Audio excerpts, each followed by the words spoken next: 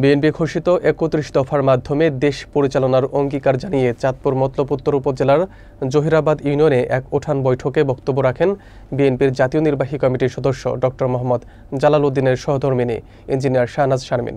তিনি বলেন, গণতন্ত্র প্রতিষ্ঠা ও দুর্নীতিমুক্ত সমাজ গঠনে মহিলাদের ভালোবাসার প্রয়োজন।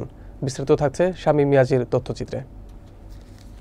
বিএনপির জাতীয় নির্বাহী কমিটির সদস্য ডক্টর মোহাম্মদ জালাল উদ্দিনের সহধর্মিণী ইঞ্জিনিয়ার শাহনাজ শারমিন গতকাল বিকেলে মতলব উত্তর উপজেলার জহিরাবাদ ইউনিয়নের নেদামদি গ্রামে আক্তার প্রধানের বাড়িতে একটি ঘরে ঘরে জনে জনে উঠান বৈঠকে অংশগ্রহণ করেন। এই অনুষ্ঠানে তিনি বলেন, একটি সুখী, সমৃদ্ধ ও শক্তিশালী বাংলাদেশ নির্মাণে মহিলাদের সহযোগিতা একান্ত প্রয়োজন। তিনি আশা প্রকাশ করেন, জনগণের ভালোবাসা পেলে বিএনপি যদি রাষ্ট্র ক্ষমতায় যায় তবে এই দেশে গণতন্ত্র প্রতিষ্ঠা করা সম্ভব হবে।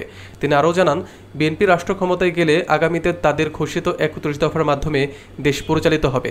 দুর্নীতিমুক্ত সমাজ নির্মাণে এই ৩১ দফা বাস্তবায়নে সকলকে ঐক্যবদ্ধ হওয়ার আহ্বান জানান তিনি। জনগণের উদ্দেশ্যে তিনি বলেন, যে প্রার্থী লোভ বা দুর্নীতি করবে না এবং যে কাজ করবে সেই ধানের শীষের প্রার্থীকে যেন তারা বিজয়ী করেন।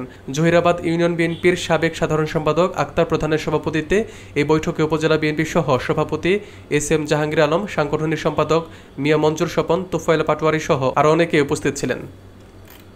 বাংলাদেশের জন্য বাংলাদেশ জাতীয়তাবাদী দল বিএনপিকে ক্ষমতায় আনার প্রয়োজন।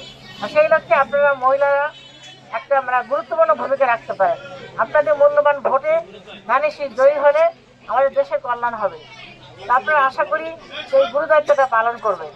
আর আপনাদের এলাকার সন্তান ডক্টর মোহাম্মদ জালাল উদ্দিন, আপনারা ওনাকে চেনেন। উনি আমার স্বামী হিসেবে আমি ওনাকে যতখানি জানি, উনি কোনো দুর্নীতির সাথে জড়িত না। উনি অত্যন্ত সজ্জন ব্যক্তি।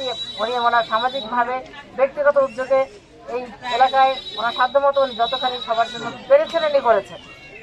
এখন যদি আপনারা ওনাকে ভোট দিয়ে জয়যুক্ত করে সংসদে পাঠান তাহলে আপনাদের এলাকার জন্য আরো বৃহত্তর উনি উন্নয়ন করতে পারবেন।